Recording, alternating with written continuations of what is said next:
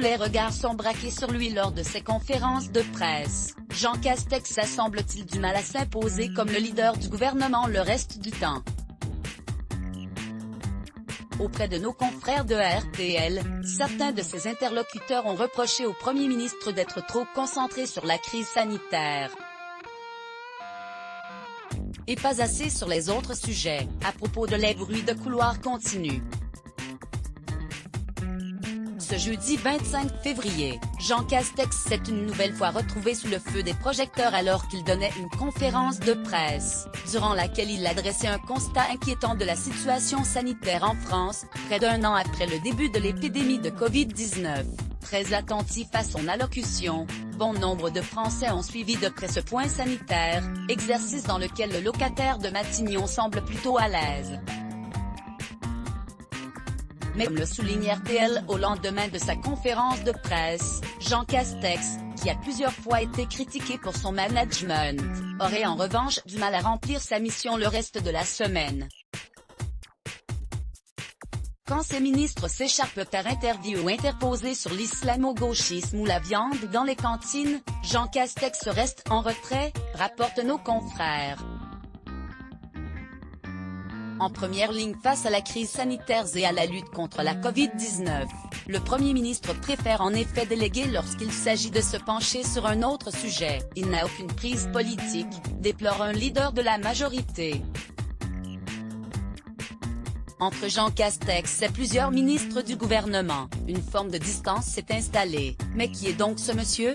Ironise un conseiller ministériel interrogé par RTL sur les relations qu'entretiennent les membres du gouvernement avec son chef, dont l'autorité a récemment été remise en cause. Ambiance.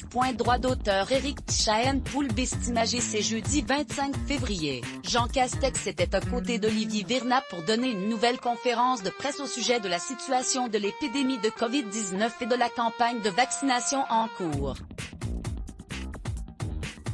Selon les dires de son entourage, le Premier ministre préférerait échanger des textos avec ses anciens administrés de la commune de Prades, où il a été maire, note de la rédaction, plutôt que d'organiser des dîners secrets avec je ne sais quel clan politique, note l'un de ses proches, qui précise d'ailleurs que c'est pour ces raisons qu'Emmanuel Macron l'a nommé à Matignon. Il voulait un Premier ministre collaborateur, à fond dans ses dossiers, un technicien qui lui laisse toute la lumière pour 2022. Comme le soulignait le macroniste Alain Mincy en janvier dernier, Jean Castex a fait le job. N'en déplaise à ses détracteurs. Jean Castex trop impliqué dans la crise sanitaire ? Loin des calculs et stratégies politiques, l'ancien monsieur des confinements, qui s'attendait à s'en prendre plein la figure en accédant à Matignon, n'a pour l'heure qu'une priorité, lutter contre le virus.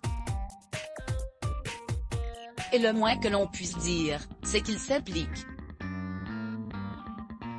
Si l'on pourrait penser que les différents déplacements qu'il effectue avec le ministre de la Santé Olivier Véran ne sont que des opérations communication, le Premier ministre s'intéresse en réalité de près à cette crise sanitaire, il connaît tous les sigles, tous les acronymes de notre système de santé, il adore aller très loin dans le technique, souligne un habitué de ses visites auprès de RTL, et un autre de ses proches de résumer, le Covid, la gestion de la crise, la santé, il ne pense qu'à ça.